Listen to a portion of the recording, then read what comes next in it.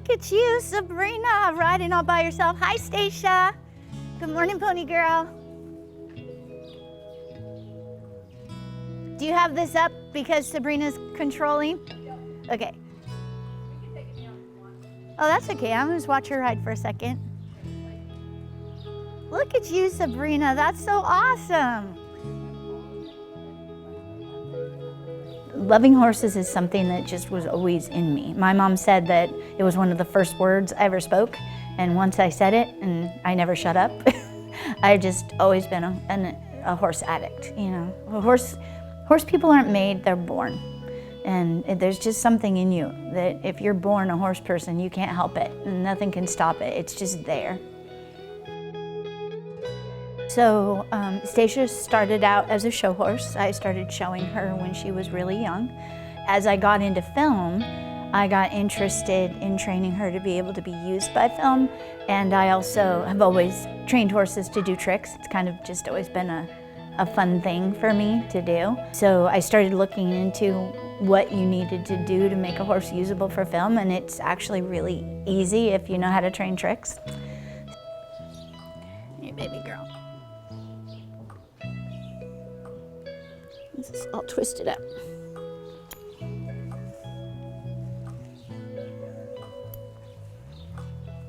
It started off just something fun to do. You know, I bred Stacia, so I've had her since she was born, and you can't ride them till they're 3. And so for the first 3 years of her life, you know, I could train her halter and show her in halter classes and in-hand trail and obstacles, but it just gave us something more to do. It was more to teach her how to learn. And that's the thing is, with animals, when you're training them, you want to get them to understand that if they do what you want them to do, there's reward. So you're basically training them how to learn what you want them to do. And so it started off with that, just doing it for fun, just, you know, something to do, different connection with her, get her thinking. But then it turned into, because acting is my passion and horses are my passion, it just kind of naturally melded together. The very first film I was in, actually, she was in with me as well. And it just made me realize that there's a market for it, there's a need for it, and she's really good at it. And so I just went with it from there. So as you can see, this crop, it's not for smacking her with, it's a communication tool. When I do certain things with it, it means something to her. Like if I tap her elbow with it, it means for her to go down. If I raise it and hold it, actually I can show you. So if I stand here, get her attention, Stacia, so she'll back up off my body if I'm with her, but sometimes for camera, I may need her to back up and me not be in the shot. So, Stacia, head up. Now if I do this with it and move towards her, that means back up. If I hold it up, it means to stay there. If I give her my shoulder, it means for her to come back in. Good girl. She's sitting a little crooked there, I'm saying. I'm gonna adjust her. You gonna adjust? Scoot over. There you go. Ready? Give him a kick. Can you give him a kick? Do it again. There you go.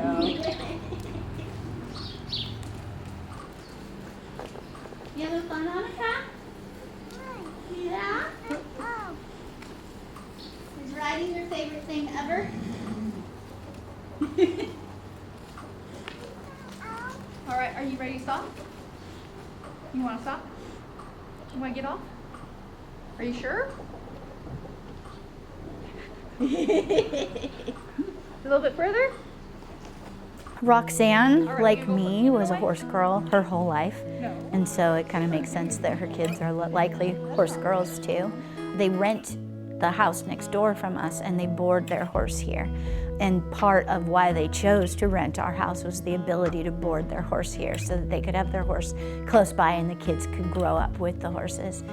It's a lifelong passion. If you're a horse person, you make sacrifices and you make choices so that you can be around them. There's a joke in the horse world called horse poor, and that's because if you have horses, they're expensive. You know, you're spending money every month feeding them, worming, every 6 to 8 weeks shoeing. You know, there's occasional vet bills, and you know, it's a huge commitment. If you want to go somewhere, you got to hire somebody to take care of your horses, and you know, having horses is a huge commitment. But when you love it, it's your passion. It's, you know, it's something that you can't not have in your life. And for Roxanne and her girls, and for my granddaughter, you know, that passion is there. You can see it already in those little kids that, you know, they're just so joyful when they're with the animals. And so that's going to be something they'll continue for the rest of their life. You're going to own horses. You're going to spend a good part of your life doing this.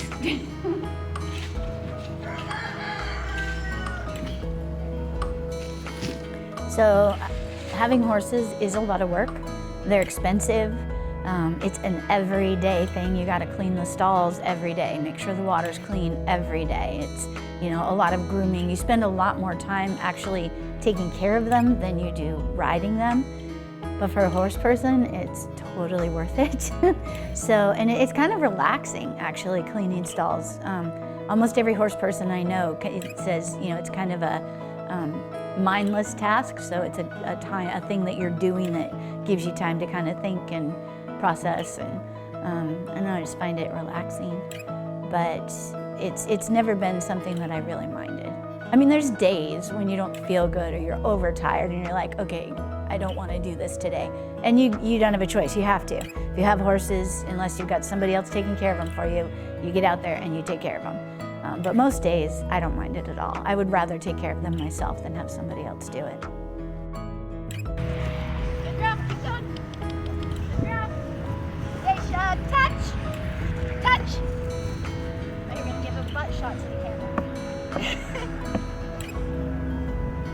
No matter how excited she gets, she knows touch and she'll come back to that mark. Let's try one more time, see if we can't get her to do it without giving you a butt shot. Really?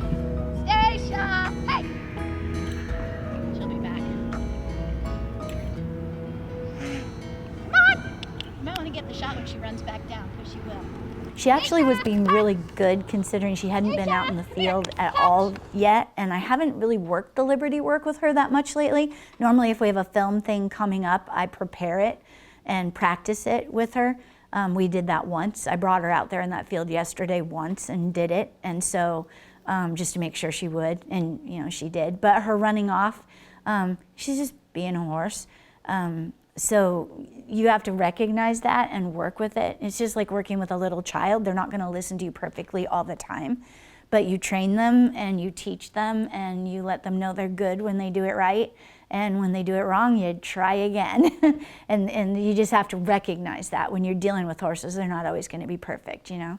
It's like they say in film, don't work with kids and animals.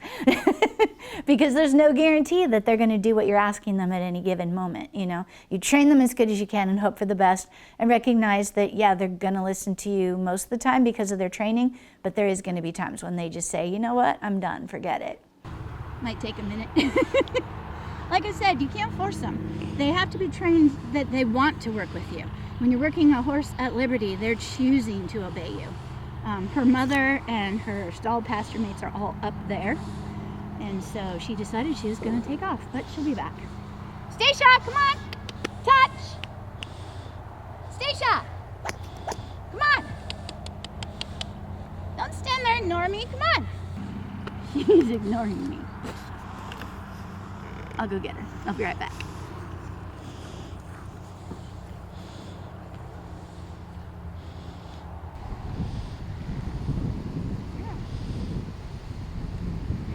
Well, when we were working outside in the outside area, she was listening a lot of the time, but then she'd fall out of frame and get upset. Like a lot of the stuff I was having her do was actually what I was asking her to do there. But she gets really like nervous for some reason working in the backfield. I don't know why, but I knew that she would. It was just prettier out there, so that's why we went out there. Hi.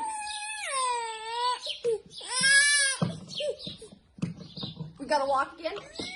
You wanna go for another ride? Okay, one more time around. Then we'll come back, and then we gotta be done. I have friends ask if they can bring their kids over to see the horses, and I will do that because I remember being a horse crazy kid and not having a horse, how special it was for me if somebody let me ride their horse or even come and pet their horse. And so I really enjoy sharing that with people. As far as like adults coming over and riding, I've done that too. It's just not something that they ask as often. They can ride Tessa and we can ride together, or they could ride Stacia in the arena. I don't really let people ride Stacia outside of the arena just because she's so specifically trained. Not standing behind the horse. Yes, so Stacia wouldn't kick me. I mean, I could literally go underneath her and she's gonna be just fine. But she's really well trained. But with horses in general, the rule is you either stay very close like this, because that way if they go to kick you, all they can do is shove you. They can't really contact. Or you wanna go far enough out that you're out of reach of the hooves if they kick. Because right here, this is the danger zone. If a horse decides to kick you right here, they're gonna nail you bad. And I've had that happen. You don't want that to happen. Horses are amazing. They are you can connect with them so much, and it's such a beautiful experience. But they also can be really dangerous. They're big, powerful animals, and if you don't know what you're doing, you can get hurt. And so as a horse owner, I'm always cautious about that with other people when they're around the horses. I will, just keep her close enough that I can control her if there's a problem, and I'm not going to put them in a situation. With Stacia, at any point, I can raise my hand and say ho, and she'll stop.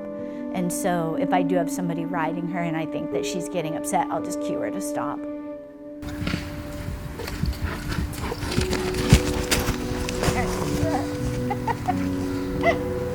Oh, I didn't know you were going to follow us all around it. So the coronavirus put a halt to an awful lot of things, obviously. I had a lot of cancellations with some of my other things with acting and photography. No new films came up for anything for Stacia to do. But the one thing that was nice is we were home a lot, so had a lot of extra time to actually spend riding and getting stuff done around here. So I would say the coronavirus was a major pain in the butt, but living on a farm, it was probably easier for us than for most people because there's always something to do. You don't have time to get stir crazy. So riding a horse bridleless is something that takes a lot of trust, both me trusting her and her trusting me. The work that we were doing before at Liberty in the Field really requires her to trust me and desire to be with me. This really requires me to trust her, and also for her to be willing to really listen. So I don't have the reins, I don't have a saddle to help stable myself. So I'm talking to her with my legs. If I want her to stop, I'm going to take my legs off and shift my weight back. If I want her to back up, I can just use